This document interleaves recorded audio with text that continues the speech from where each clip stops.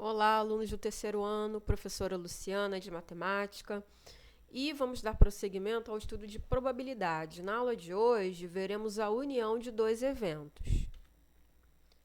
Até agora, temos estudado problemas envolvendo probabilidade em que os eventos não têm termos em comum. Podemos entender isto através da representação de conjuntos. Então, até agora, gente, os problemas estudados por nós, cada evento tem os seus termos, tem os seus elementos, uns diferentes dos outros. Não tem elementos em comum nos dois eventos, né? Como mostra através da representação de conjuntos aí embaixo. Conjunto A com seus elementos, conjunto B com elementos diferentes, nada em comum, né? Agora, veremos problemas em que seus eventos possuem termos em comum. Então, também utilizando aquela representação de conjuntos, temos ali conjunto A com seus elementos, conjunto B também com seus, porém, tem uma parte em comum ali entre A e B, né? Que a gente chama de interseção, que é o que eles têm em comum. Então, agora vamos trabalhar com problemas em que os eventos têm elementos que se repetem. Quando queremos determinar a possibilidade de ocorrer um evento A ou um evento B, teremos que calcular a probabilidade da união desses dois eventos. É muito importante lembrar que, na lógica matemática, a palavra ou quer dizer união. Então, sempre que nós vemos problemas, em que pede um evento ou outro evento, tem a palavra ou, a gente já sabe que tem que fazer a união desses eventos. Agora a gente vai ver como. Se os eventos possuírem elementos em comum, a probabilidade da união desses dois eventos pode ser definida da seguinte forma. Não se assustem. Probabilidade da união de A e B igual probabilidade do evento A mais probabilidade do evento B menos a probabilidade da interseção, ou seja, menos o que eles têm em comum. A probabilidade da união de dois eventos é igual à soma das probabilidades de ocorrência de cada um dos eventos, A e B, subtraída da probabilidade da ocorrência dos dois eventos simultaneamente, ou seja, subtraído do que eles têm em comum. Vamos ver isso num exemplo.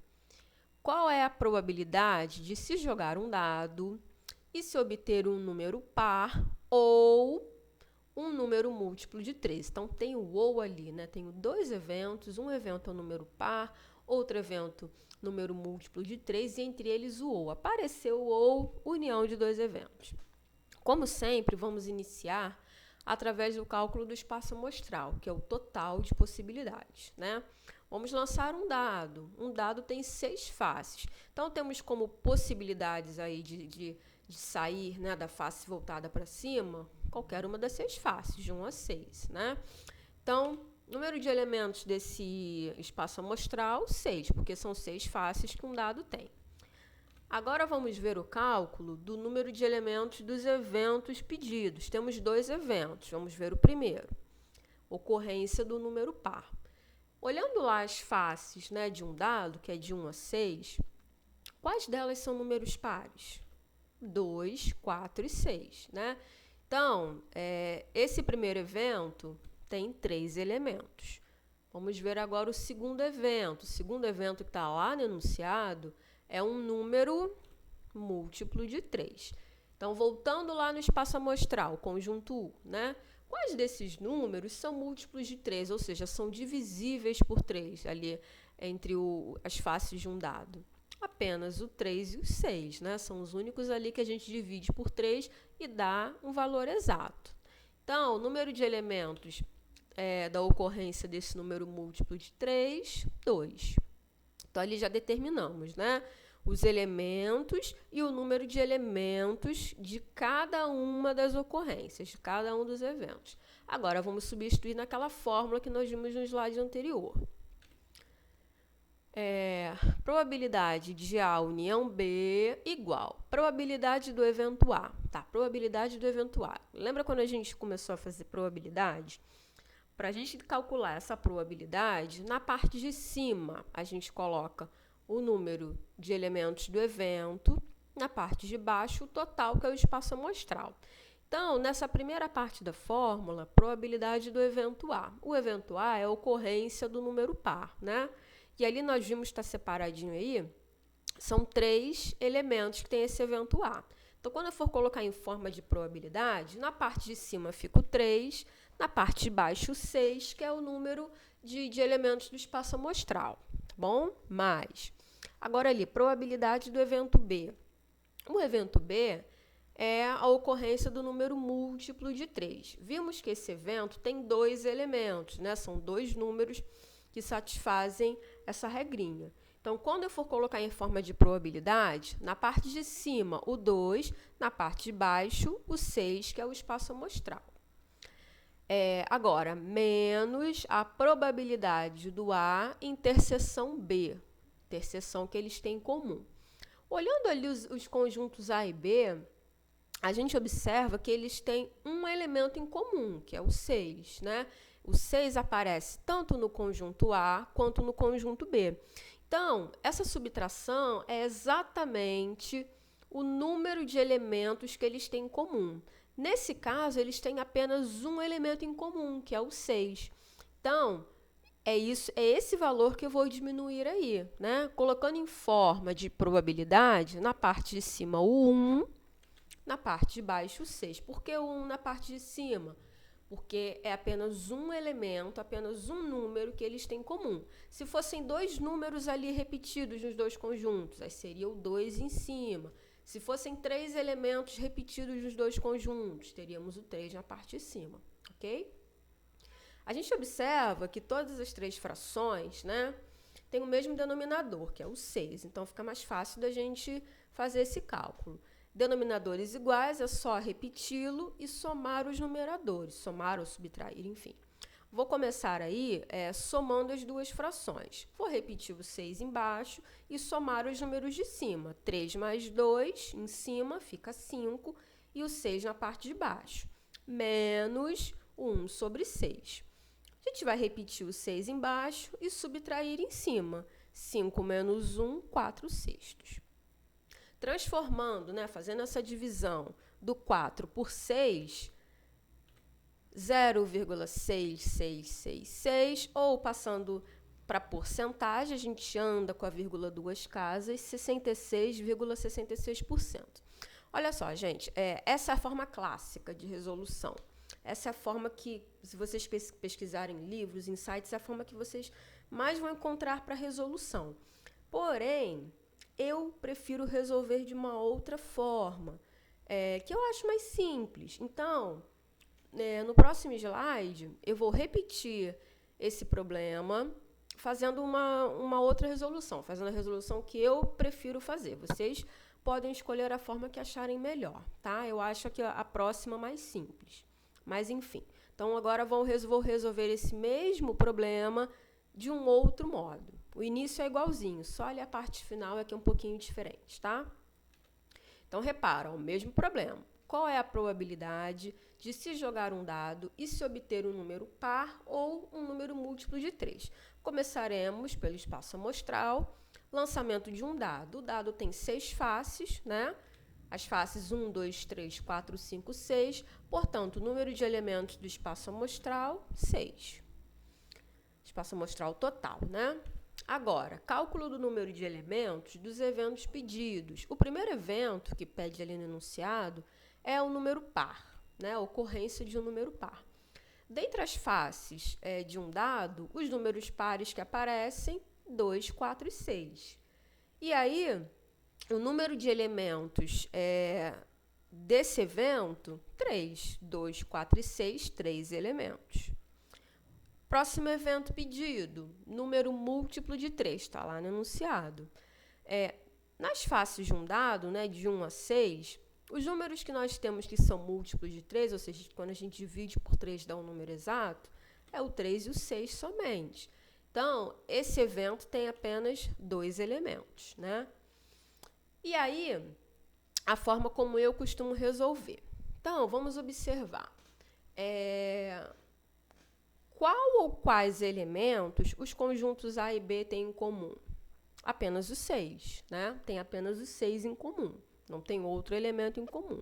Então, o que eu vou fazer? Para poder fazer de uma forma mais direta, o que eu faço? Eu vou olhar os 6 em comum. Se eu for contar o total de elementos dos conjuntos A e B, a gente tem 3 elementos do conjunto A e tem 2 elementos do conjunto B. Porém, somando esses elementos, que dá o total de 5, a gente vai estar somando 6 duas vezes, ele aparece 2 vezes. Então, para eu conseguir fazer de uma forma mais direta, o que eu faço? Eu vou excluir, vou cortar um dos elementos repetidos. Então, o 6 aparece 2 vezes, cortei um deles. Cortei ali o 6. Então, o que sobrou ali para mim? O 2, o 4, o 6 e o 3 do outro elemento. Vou trabalhar só com esses valores. Probabilidade A união B. Então, olhando lá, quantos elementos sobraram? Sobraram 3 elementos do conjunto A e sobrou um elemento do conjunto B, ou seja, 4 elementos, porque eu excluí um 6 porque tinham 2, eu não posso trabalhar com números repetidos. Então, ficaram 4 elementos, transformando isso em probabilidade, 4 sobre 6, né? Fazendo a divisão, 0,6666 ou 66,66%. É a mesma coisa lá do anterior, é a mesma resposta. Porém, aquele descarte, aquele 1/6 que a gente fez lá no primeiro slide, eu já faço ali, eu já corto o que tem repetido e já passo para ali só o total de elementos. Eu acho que fica mais simples, mas vocês podem fazer da forma como vocês entenderam melhor, tá bom? Vamos seguir para mais um exemplo. Exemplo 2. Esse exemplo eu vou fazer daquela forma que eu acho mais fácil, tá? Uma urna contém 20 bolas numeradas de 1 a 20. Quando uma bola é retirada ao acaso, qual é a probabilidade do número ser múltiplo de 2 ou de 5? Então, múltiplo de 2 ou múltiplo de 5. Então, uma urna tem bolas numeradas de 1 a 20 e os dois eventos que eu tenho, múltiplo de 2, múltiplo de 5. Primeiro, a gente começa pelo cálculo do espaço amostral. Então, se tem 20 bolas na urna, né, tem de 1 a 20, então o número de elementos do meu espaço amostral, 20, né? 20 bolas, espaço amostral igual a 20. Só coloquei a descrição aí para vocês entenderem o porquê do 20, mas quando resolverem problemas desse tipo, não precisa colocar, escrever de 1 a 20, tá bom? Cálculo do número de elementos dos eventos pedidos. Então, a gente tem 2 eventos pedidos aí. O primeiro deles é a ocorrência do número múltiplo de 2. Então, olhando aí esses números do meu espaço amostral, de 1 a 20, quais desses números são múltiplos de 2, ou seja, são divisíveis por 2? O 2, o 4, o 6, o 8, 10, 12, 14, 16, 18 e 20. E próximo evento, ocorrência do número múltiplo de 5. Então, olhando aí esses 20 números, né, das bolas numeradas, quais desses números são múltiplos de 5, são divisíveis por 5? O 5, o 10, o 15 e o 20. Repara que, resolvendo dessa forma que eu prefiro resolver, a gente nem precisa colocar aquele número de elementos do lado, não tem necessidade. Então, o que a gente tem que olhar agora? Tenho elementos repetidos? Tenho. Quais elementos aparecem tanto no conjunto A quanto no conjunto B? O 10 e o 20, né? Então, o que eu vou fazer? Se o 10 aparece 2 vezes, quando eu for fazer a contagem geral, eu não posso contá-lo 2 vezes. Então, eu vou excluir um desses 10. O 20 também aparece 2 vezes, né? Então, quando eu for fazer o somatório geral de elementos de A e B, eu não posso contar esse 20 2 vezes. Então, o que eu vou fazer? Vou excluir um desses 20. Pronto. Excluí os repetidos, agora é só contar o total de elementos aí, né? Contando o total de elementos, a gente tem 1, 2, 3, 4, 5, 6, 7, 8, 9, 10, 11, 12. Temos o total de 12 elementos, somando os elementos do conjunto A e somando os elementos que sobraram do B, que foram o 5 e o 15, né? Porque o 10 e o 20 a gente cortou, porque esses dois números já aparecem no conjunto A. Então, colocando agora em forma de probabilidade. Se sobraram 12 elementos, então, quando eu for colocar na forma de probabilidade, na parte de cima o 12, embaixo o 20, porque o 20 espaço amostral, o total do número de bolinhas. Fazendo a divisão de 12 por 20, 0,6, ou, transformando em porcentagem, 60%. Então, gente, estamos iniciando esse estudo dessa nova forma de probabilidade, tá? Primeiro vídeo, tem alguns exercícios lá na plataforma, como vocês sabem. Qualquer dúvida, perguntem lá na plataforma, podem comentar, pode dizer o que entendeu melhor, o que não entendeu melhor, facilita para mim bastante, tá? Vocês me ajudam muito com os comentários. Um beijo, se cuidem, até a próxima.